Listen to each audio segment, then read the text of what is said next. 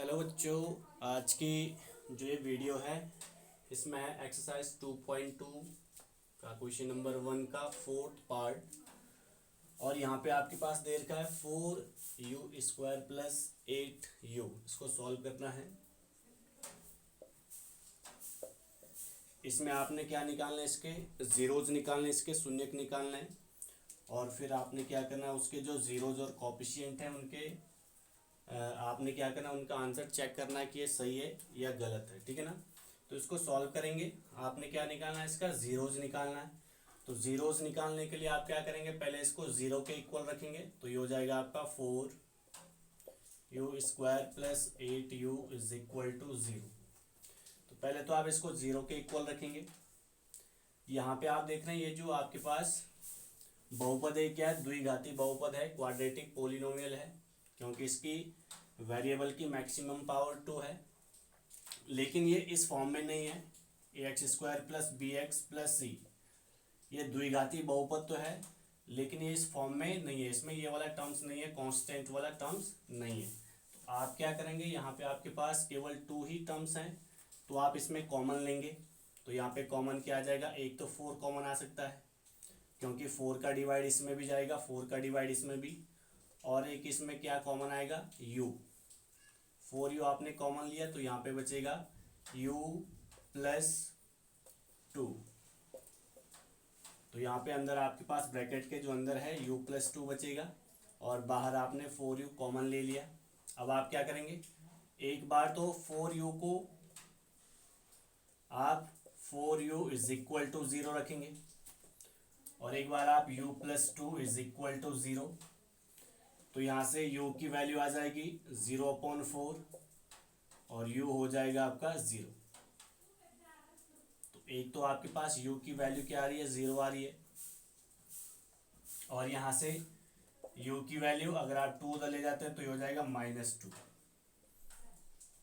तो ये आपके पास 2 ज़ीरोज़ हैं इसके, एक तो 0 आ गया और एक -2 आ गया। अब आपने क्या करना है, इसके जो कोफिशिएंट हैं और जो इसके ज़ीरोज़ हैं इनके बीच में आपने चेक करना है क्या ये सही है या गलत है। तो इसका मतलब आपने इसमें सत्यता की जांच करनी है, सत्यता की जांच।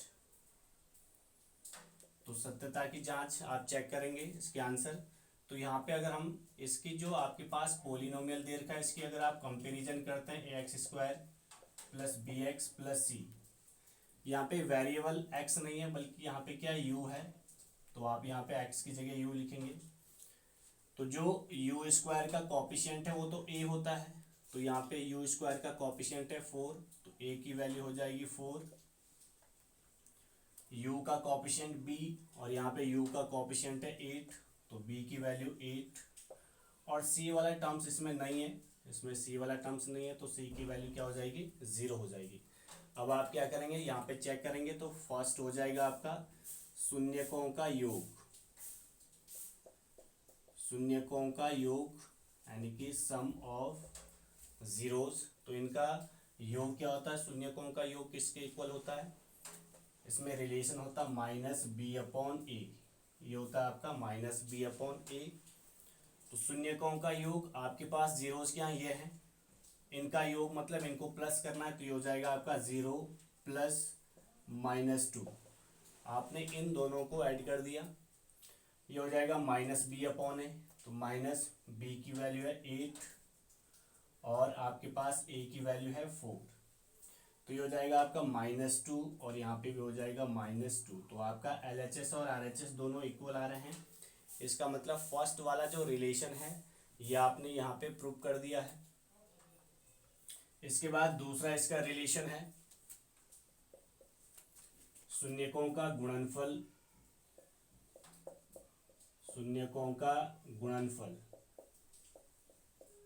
ये किसके इक्वल होता है, c/a के इक्वल होता है, शून्यकों का गुणनफल। तो जो आपके ज़ीरोज़ हैं गुणनफल इनका मल्टीप्लाई करनी है, तो ये हो जाएगा आपका 0 × -2 और ये हो जाएगा c/a। c की वैल्यू है 0 और a की वैल्यू है 4, तो ये हो जाएगा 0 इज इक्वल टू 0। तो ये आपने दोनों आंसर यहाँ पे चेक कर लिए हैं।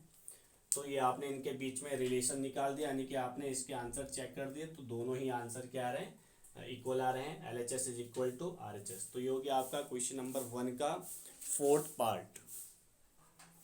इसके बाद नेक्स्ट है क्वेश्चन नंबर 1 का 5th पार्ट है, t² माइनस 15। इसके भी जीरोज निकालने हैं। तो अगर आप इसके जीरोज निकालते हैं तो पहले तो इसको जीरो के इक्वल रखेंगे, ठीक है ना। तो यहाँ पे भी आपके पास 2 टर्म्स हैं, तो आप क्या करेंगे, एक तो वेरिएबल वाला टर्म्स है, एक कांस्टेंट वाला टर्म्स है। तो जो कांस्टेंट वाला टर्म्स है उसको RHS में ले जाओ, तो ये हो जाएगा t² is equal to 15, t² is equal to 15 हो जाएगा। अगर आप यहाँ से स्क्वायर हटाते हैं तो इधर रूट आ जाएगा और प्लस माइनस, तो यहाँ पे t इज इक्वल टू हो जाएगा प्लस माइनस 15। इसका मतलब t की यहाँ पे जो वैल्यू होगी यहाँ पे 2 होगी, एक तो होगा प्लस का 15 और एक t की वैल्यू हो जाएगी माइनस 15, रूट 15 हो जाएगा। तो ये आपके पास यहाँ पे जीरोज आ गए, एक तो माइनस 15 रूट में और एक प्लस 15, ठीक है। तो ये आपके पास 2 क्या है, जीरोज है। अब आपने इनके आंसर चेक करने हैं, जो इसके जीरोज हैं और कोएफिशिएंट है इनके बीच में आंसर चेक करना है, सत्यता की जांच। तो सत्यता की जांच करेंगे तो इसमें आपके पास a की वैल्यू क्या है, b की वैल्यू क्या है और c की वैल्यू क्या है। तो इसके अगर आप जो आपकी क्वाड्रेटिक इक्वेशन है उसका स्टैंडर्ड फॉर्म है वो होता है आपका ax² यानी कि at² फिर bt प्लस c। क्योंकि इसमें वेरिएबल t है तो हम t लिखेंगे, अगर वेरिएबल x होता है तो x लिखेंगे। तो t² का जो कोएफिशिएंट है वो a है और यहाँ पे t² का कोएफिशिएंट क्या है, 1। इसका मतलब जो t² का कोएफिशिएंट है वो a की वैल्यू हो जाएगी, जो t का कोएफिशिएंट होगा वो b की वैल्यू होगी। तो यहाँ पे t तो है ही नहीं, तो इसका मतलब b की वैल्यू क्या होगी इसमें, 0। और तीसरा जो कांस्टेंट टर्म्स है ये c की वैल्यू हो जाएगी माइनस 15। तो आपने पहले इसका आंसर चेक करना है, जो इसके जीरोज हैं इनका सम कितना आता है, शून्यकों का जो योग है ये किसके इक्वल होता है, माइनस b अपॉन a के इक्वल होता है। तो शून्यकों का योग यानी कि इसके जो जीरोज हैं इनको ऐड कर दो, रूट 15 फिर प्लस माइनस रूट 15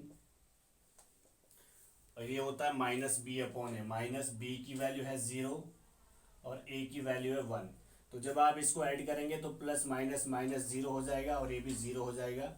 तो LHS is equal to RHS, तो ये इक्वल आ गया। इसके बाद इसका सेकंड, अब इसका जो प्रोडक्ट है, इसके जो जीरोज हैं इनका प्रोडक्ट, शून्यकों का गुणनफल, शून्यकों का गुणनफल यानी कि प्रोडक्ट ऑफ जीरोज। तो ये होता है किसके इक्वल होता है, इनमें रिलेशन क्या होता है, कोएफिशिएंट में क्या रिलेशन होता है, c अपॉन a। तो जो आपके जीरोज हैं इनकी मल्टीप्लाई करेंगे तो एक तो है रूट 15 और एक है minus root 15 is equal to c की वैल्यू यहाँ पे माइनस 15 और a की वैल्यू 1। जब आप इसकी मल्टीप्लाई करेंगे, रूट 15 की मल्टीप्लाई रूट 15 से करेंगे तो 15 होगा और प्लस माइनस का माइनस होगा और यहाँ पे भी क्या हो जाएगा, माइनस 15। इसको भी आपने सॉल्व किया और सॉल्व करने पर आपके पास क्या आ रहा है, LHS और RHS दोनों इक्वल आ रहे हैं। तो ये हो गया आपका क्वेश्चन नंबर 1 का 5th पार्ट। इसके बाद नेक्स्ट है एक्सरसाइज 2.2 का क्वेश्चन नंबर 2। एक द्विघात बहुपद ज्ञात कीजिए जिसके शून्यकों का योग और गुणनफल आपके पास दिया गया है। क्वेश्चन में दे रखा है कि शून्यकों का योग और शून्यकों का गुणनफल क्या है, ये आपके पास दे रखा है और आपने एक द्विघात बहुपद बनाना है कि द्विघात बहुपद क्या होगा, यानी कि क्वाड्रेटिक पोलिनोमियल आपने फाइंड करना है। तो अगर आपके पास जो जीरोज हैं अगर उनका सम और जो जीरोज है उनका प्रोडक्ट अगर आपके पास दिया हुआ है, यानी कि शून्यकों का योग और गुणनफल आपके पास दिया हुआ है, तो द्विघात बहुपद बनाने का जो फॉर्मूला है वो मैंने यहाँ पे लिखा है। तो आपका द्विघात बहुपद क्या होगा, द्विघात बहुपद होगा x² minus alpha plus beta into x plus alpha beta, यानी कि अल्फा प्लस बीटा का मतलब क्या है, शून्यकों का योग, और अल्फा इंटू बीटा का मतलब क्या है, शून्यकों का गुणनफल। तो ये हो जाएगा एक्स स्क्वायर माइनस शून्यकों का योग इंटू एक्स प्लस शून्यकों का गुणनफल हो जाएगा।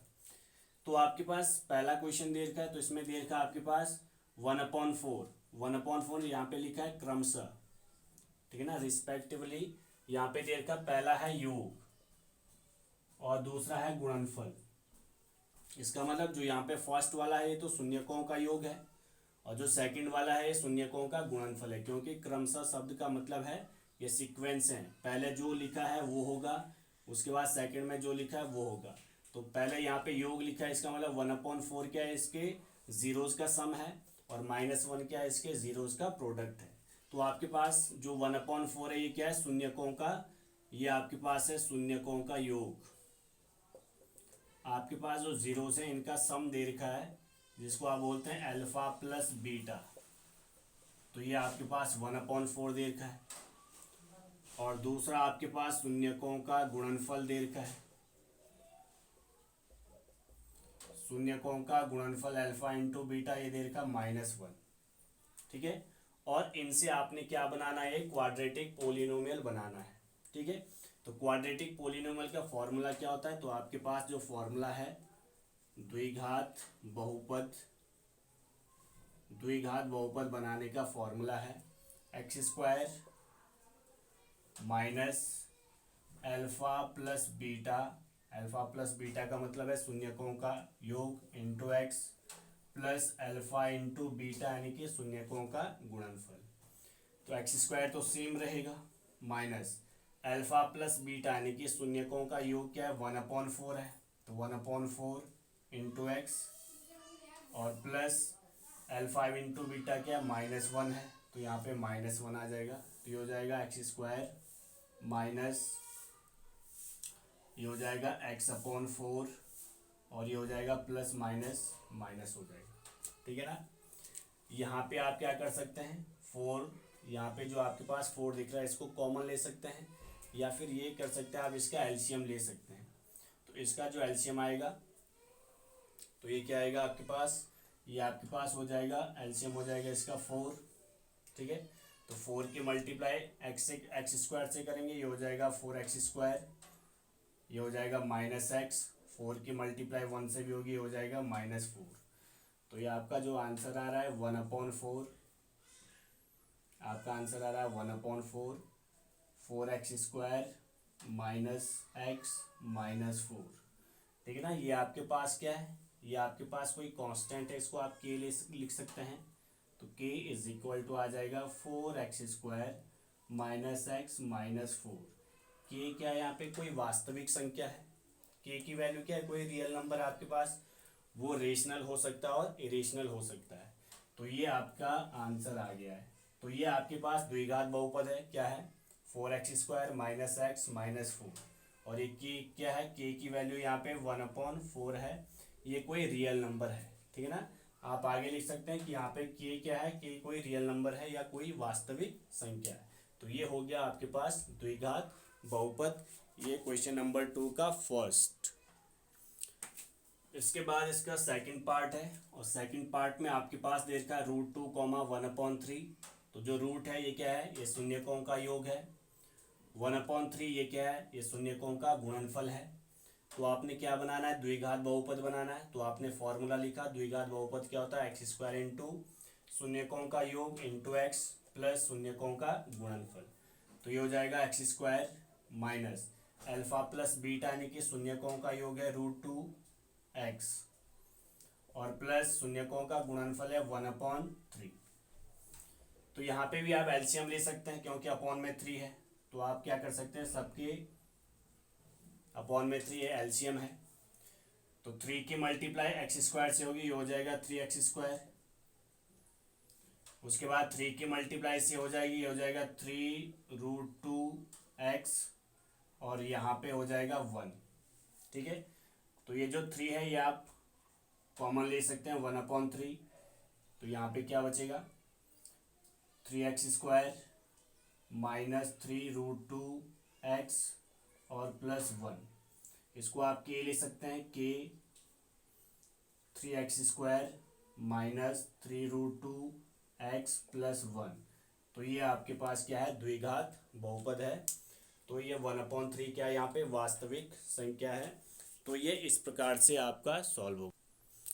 इसके बाद इसका थर्ड पार्ट है।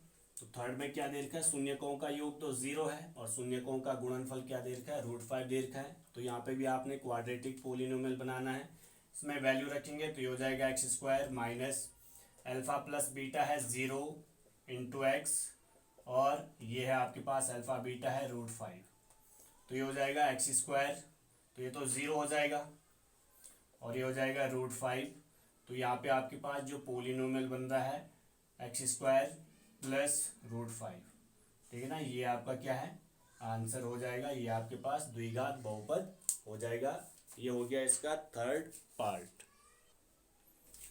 इसके बाद इसका फिफ्थ पार्ट, यहाँ पे दे रखा आपके पास शून्यकों का योग तो है -1/4 और शून्यकों का गुणनफल है 1/4।